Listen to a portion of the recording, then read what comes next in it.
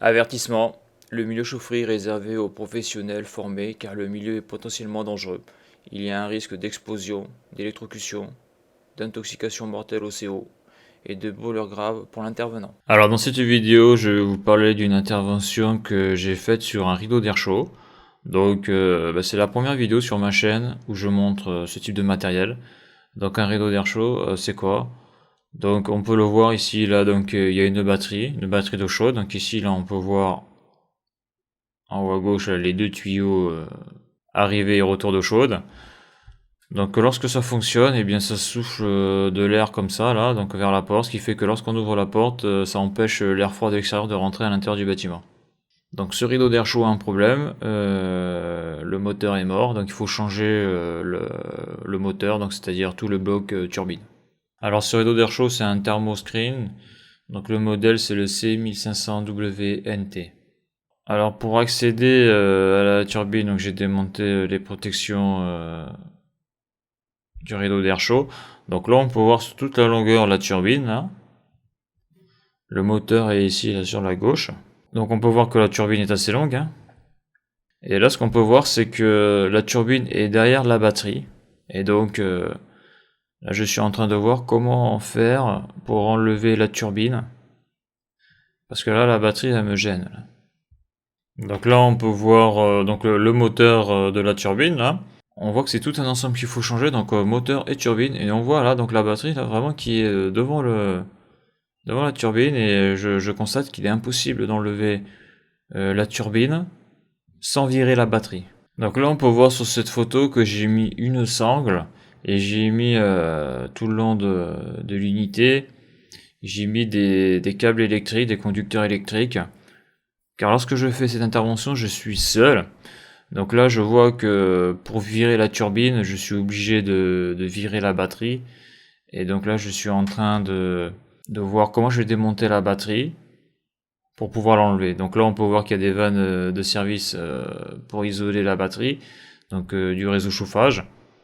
Et bon, comme je suis seul, comme elle est assez longue, on peut le voir sur la photo, je fais en sorte de mettre des conducteurs pour pas que la batterie tombe et que donc elle se casse. Alors sur cette photo on peut voir là que on voit bien la turbine là tout le long du rideau chauffant. Et là ce qu'on peut voir là c'est que il n'y a plus la batterie là, on peut voir qu'ici j'ai enlevé les flexibles.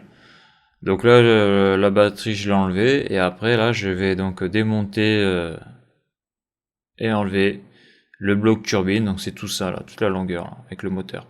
Donc là sur cette photo on peut voir donc la batterie donc que j'ai enlevée, que j'ai posée sur le sol. Là on peut voir ici donc l'ancienne turbine, donc le bloc moteur turbine. Donc on le voit, le moteur ne se change pas, hein, c'est tout l'ensemble qui se change. Et là on peut voir à droite le bloc neuf turbine que je vais mettre. Donc là on peut voir sur cette photo, hein, donc il n'y a plus rien, il y a juste la patine électronique sur la gauche. Donc on peut le voir là, j'ai viré le carter, après j'ai viré la batterie d'eau chaude, et après en dernier j'ai enlevé le moteur et ces deux turbines. Donc le bloc quoi, l'ensemble. Donc là on peut voir que j'ai monté la nouvelle turbine. Donc ce qu'il faut faire c'est donc le remontage se fait au niveau des étapes donc en sens inverse. Hein. Donc là j'ai remis la turbine, donc c'est pareil, hein, comme je suis seul à la monter. Donc je m'aide avec des conducteurs électriques, donc ça c'est du fil rigide et la sangle. Hein. Donc le but c'est de faire en sorte de pas faire tomber la turbine par terre et de la casser quoi. Donc ça c'est l'étape un peu délicate, vu que ça c'est neuf. Ça serait bête de la casser en la manipulant. Donc là j'ai remonté la batterie, et là je suis en train de remettre les protections.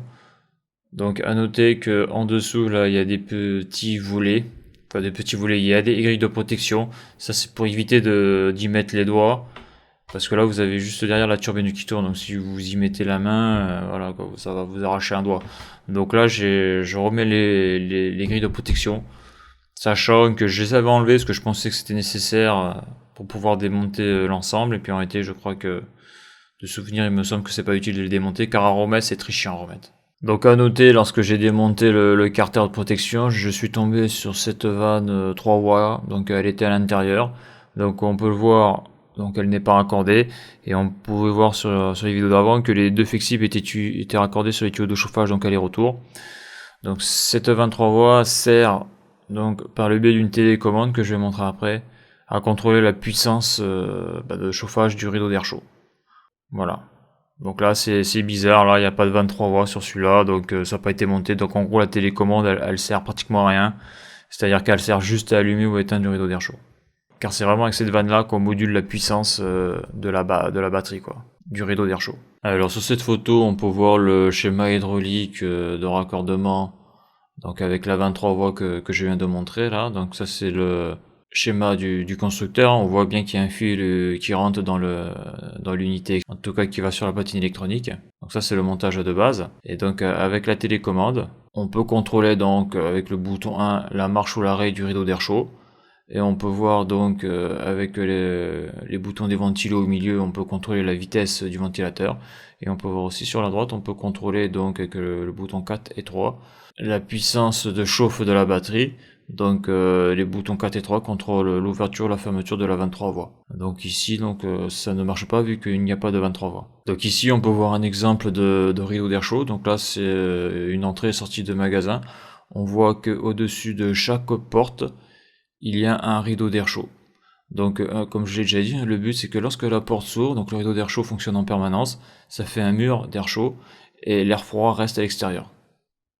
Sans ça, à chaque fois que la porte s'ouvre, l'air froid s'engouffre dans l'entrée du magasin, ou si c'est un petit magasin, s'engouffre dans le magasin. On le voit dans chaque magasin qui a une entrée directe dehors, ou une sortie. Et là on peut voir sur la gauche qu'il y a le bouton d'incendie, qui est un bouton vert là, et une autre télécommande avec une goulotte qui monte là. Donc ça c'est que ça soit à gauche ou à droite, ça c'est la télécommande du rideau d'air chaud. Alors voilà pour cette vidéo. Donc si vous avez aimé la vidéo, vous pouvez la liker et la partager. Et à bientôt pour une prochaine vidéo.